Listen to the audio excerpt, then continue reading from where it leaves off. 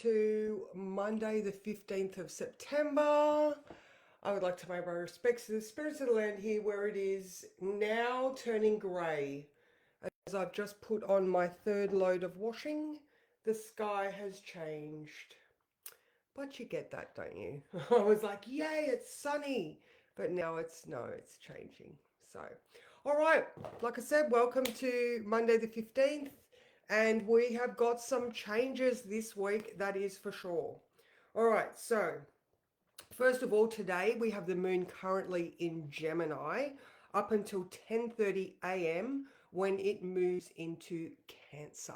I feel like it's not working today. And when I click over here, no, it is working. There's someone here. Hello, how you going? All right. All right, so yeah, the moon when it moves into Cancer today. All right, so we're going into a very sensitive feeling type of experience. Good morning, Sam. How are you? I hope your holidays are fabulous. Good morning, Katie. Hi, Claire. Good morning, Louise. All right. Okay, now in the words today, I was thinking of the Sabian symbols. Good morning, Sean. How are you? And they're an astrological tool that every single degree of the zodiac has got this very specific. Good morning, Barbara. Very specific imagery. So when I was doing the words last night, I had this very specific image. So I thought I would pop it in. All right. So I have this image in my mind of a woman walking towards her husband from the back, uh, aware that he is dealing with something and just needs silent support while he processes. All right. I think that there may be delays today that cause frustration and volatility that lead to very valuable Pluto types of lessons. So it's about being aware and adjusting your approach accordingly. All right, now, how did I get there? All right, so first of all, between 9 and 12, the moon is square Saturn and Neptune. All right, so there, the moon in Gemini, then Cancer, is coming up against some sort of restriction or delay that may then unsettle you, or the psychic senses or the feelings get restricted, so there's frustrations because I want to do this thing, but I'm like, all the details are not there, or the internet's not working, or you've lost the receipt or the thing, like just sort of stuff like that. Now, that's between 9 and 12. And then at 1 p.m., the moon in Cancer is in conjunct Pluto. So if you are sitting in that comfortable, I mean, look, maybe you're at home and you realize you maybe find the thing you were looking at for, or you become aware of some sort of truth that then alters the outcome. All right. So this is why there's adjustment required. And the reason I had that image was because so Mars is in opposition to Chiron. I think Mars is at 25 and Chiron's at 26. Okay. But Venus is also talking to both Mars and Chiron in a sextile and a trine, but she's at 24. All right. So she's coming up from behind and she's witnessing that Mars and Chiron having their little standoff because Chiron is in Aries, which is Mars's sign. Good morning, Karen. How are you? So I'm just sort of trying to sort of make you aware of the bigger picture, and it's not just the masculine. It's not men. It's just this masculine dominant, direct, action orientated placement of Mars in Libra. All right, so he's trying to both witness his wounds around the individual, but also trying to negotiate, make nice, find balance, be diplomatic, when really he's like witnessing the hurts. Okay, so you look at the world stage right now, fucking people are pushing big red shiny buttons everywhere because you hurt me 75 years ago. So, and here's Venus in Leo trying to be the beautiful queen that she is, going, come on now, boys and girls, let's play nice. All right, we've got, if you do push any more big red buttons, then it's just more people dying. There's just more hurt. Like, hurt can't fix hurt. Good morning, Heather. How are you? So again, with just the sensitive nature of today, but the ability to act with compassion to maybe alleviate some of the tension or volatility that is available. Reminding people it's something that will pass. All right, let's look at the deeper meaning. I'm sure you, I mean, I know that you can't, words don't always soothe the savage beast. However, being aware that other people may be very sensitive is going to be on your side because you don't have to engage in volatile situations. Good morning, Linda. How are you? I don't actually have the book, so I haven't had a look, Karen. That's a very good question. What is the Sabian symbol for today? So I don't want to chance it and go off and have a look because who knows what it's going to do to my feed. All right. So yeah, so there's, like I said, between 9 and 12, there is that Saturn square to the moon. And then at 1 p.m., that adjustment that can be made because of what's coming on from that situation. All right, so we did have that. We had that Kazemi on Saturday.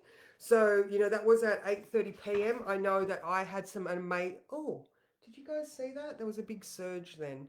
Um, we had, that fabulous weekend of intellectual stimulation, the Kazemi, where, we might have been thinking about things for a long time and the penny dropped, lots and lots of penny dropping experiences on the weekend.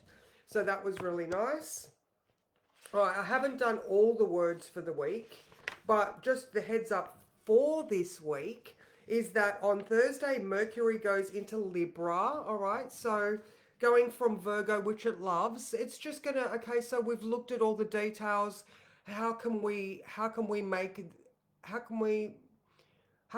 it fair for all sides now that we know all the details? Mercury moving into Libra and that diplomacy and that, the ability to converse well or, find peace. All right, then on Friday, um, the Venus goes into Virgo. All right, so Venus is going into her fall position. All right, she doesn't like Virgo. However, I know a couple of people with beautiful Venuses in Virgo, and they're just green witches. They're nature orientated. They've just got beautiful, grounded attitudes, but they can be a little bit fussy and finicky. And maybe that inner critic can be very like specific. I don't know. I'm getting like 1950s housewife vibes, where it's all got to be a certain way. Anyway, you get what I'm sort of saying. And then on next Monday, Mars goes into Scorpio. Oh my God, I am so looking forward to that. All right, because this Scorpio wants her power back. All right, so that's pretty much like a little bit of a quick rundown for the week. There is definitely this feeling because of the eclipse coming on that following Monday, the 22nd, that there is a very specific story unfolding. And the next new moon is at 29 of Virgo. So what are the things that need to be cleaned up? All right. So I dare say that you might be getting really clear on these old patterns of behavior and how you got there. Again, I'm just sort of going with the cleaning vibe, the decluttering, the cleaning, the assessment, the logical organization. And the new moon eclipse is giving you these stories that you're able to rationalize in the moment. Good morning, Amy. How are you? So yeah, this is just a developing thing up until next Monday. So we are in the eclipse portal. So please, if you can, utilize that north node in Pisces by doing things like meditating and not um, using your escapist tendencies to avoid what the universe is trying to show you. All right, they're very specific stories and they are just being put in your place or in your way so that you can just have a look at them and rationalize them. Are they real? Are they kind? Are they helpful? If not, then there's the work and cleaning up that you can be doing. All right, so let's have a card.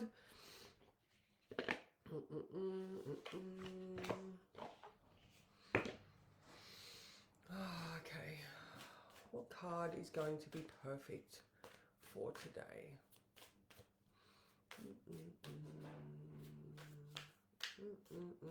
I got an image of the, I don't know, it's the stealthy one where he's dropping breadcrumbs along the way. I don't know. Anyway, maybe that's sort of the imagery is you know, the universe is leaving you little hints along the way, and when you're aware of this bigger picture, you can see them for what they are. Coincidences? No. They are opportunities for you to see the breadcrumbs that the universe is leaving. Ooh. Oh wow, 42. Good morning, Paulette. The answer of the universe is 42, and so this is when you're neither here nor there. And how perfect is that for the eclipse portal that we're in? All right, we're in between the two of them. And look at that, even that imagery is perfect. That is very much eclipse energy, and here we are on this middle path right now. All right, so what does this one say? Card number 42. I don't think I've ever seen this one before. So let's have a look. Okay. All right, when you're neither here nor there, when the period of time between what was and what you are moving towards, not quite there yet, being present for every step of the journey. Are you feeling a little lost because your goals and intentions feel so far away? You know you cannot live your old life anymore, so with one foot still in the past and one reaching for the future, you discover you're in an in-between world. This place still has flavors of your past, but it's also brightly colored by the glittering dreams of your future. You're just not there yet. This is a wondrous place to explore, for this is where you get to reconsider your past, choosing to see it as sacred, Freudian slip, seeing it as sacred and beautiful and not something to discard or run away from. If you can bless all that has brought you here right now, you'll see that your time between worlds will not be long at all. Is there anything at all you need to release in this liminal space? Do you need to cut any cords to old thinking? Are there any of your old stories or unfinished businesses niggling at you? Now is the perfect time to consider an inventory to ensure that you're not bringing any old baggage forward with you on this journey.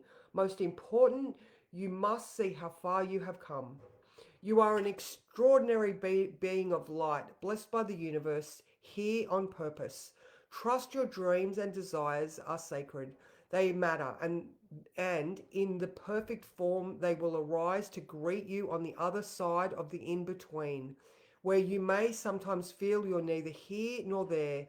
Bring yourself to this moment and make effective use of it. Bless your life. You have nothing to lose from this adventure. I think that is absolutely perfect.